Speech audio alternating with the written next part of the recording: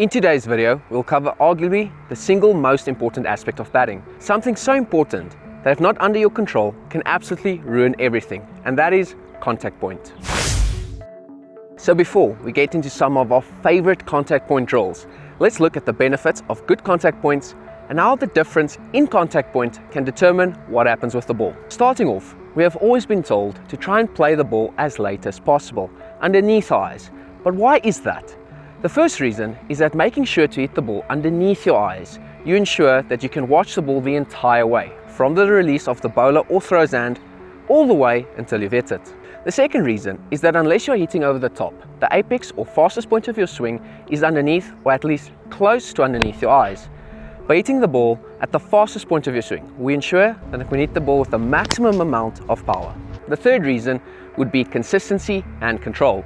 By not fetching the ball, we can pretty much ensure that our swing stays in the correct line for as long as possible, with the added benefit that when defending and possibly nicking off, the ball won't carry, as your hands have stopped accelerating, taking a bunch of pace off the ball. Taking these 3 points into consideration, we can see why contact point is so critically important in that one key word we love and admire about the greatest batters: timing. So next up, how can a change in contact point help you score more runs? Well, the answer is really simple: gap manipulation.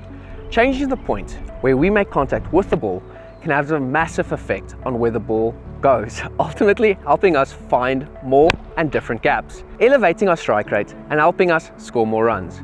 Let's have a look at a few examples. Starting with a slightly angled straight bat shot, we'll look at 3 contact points: slightly in front of the body, pretty much underneath our eyes, and slightly behind our eye line. Hitting a ball in these 3 different contact points will result in a completely different outcome. When we hit the ball slightly in front of our eye line, we tend to hit the ball much straighter, possibly finding the gap in front of square. When we look to hit the ball directly underneath our eyes, we will have the ball go a bit squarer in general. And finally, when we look to hit the ball slightly behind our eye line, we can manipulate the ball more behind square. And that's the awesome part of this. You can hit a multitude of gaps with the exact same swing, just changing your contact point slightly. And that's exactly the same for back foot shots. For this, we'll be using the cut shot as an easy example. The first, here's a cut shot that's hit slightly earlier. This one goes more in front of square. Next, here's a cut shot that's hit in line with the head. This one goes more on square. And finally, here's a cut shot that's played slightly behind our head. This one will go more behind square. Go and try this in the net and do some experimenting to see how different contact points can change your game. Next, let's look at some awesome contact point drills that you can go do if you are struggling and hitting the ball too early. Starting off with a very simple drill that you can basically do anywhere is the defend and catch drill. The thrower is going to throw the ball, the batter's going to go on the back foot, look to defend nice and late, trying to defend the ball down, allowing it to bounce, and then taking their bottom hand off of the bat to catch it. This is to make sure that the contact point is nice and consistent and nice and good. We can then do the exact same thing off of the front foot by going on the front foot defense, blocking nice and late and trying to catch the ball.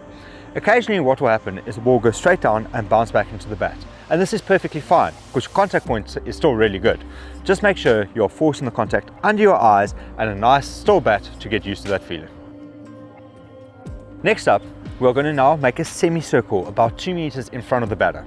The thrower is going to throw over arms nice and full. The batter is going to step forward and play an attacking front foot shot, trying to hit the ball and get it to bounce their side of the semicircle. This is to ensure that the contact point is nice and late, but also that our power point through the swing makes contact with the ball and gets that energy through the ball and into the ground, giving you the best possible chance of a clean strike.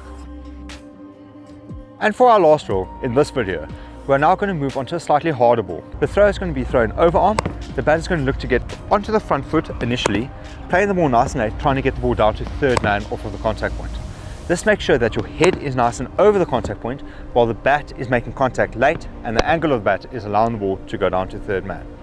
What you can then do is you can do the exact same thing but do it off of a back foot shot, making sure that you get nice and back, head still slightly forward, making contact nice and late near the back hip, and allowing the ball to run off the face of the bat down to third man.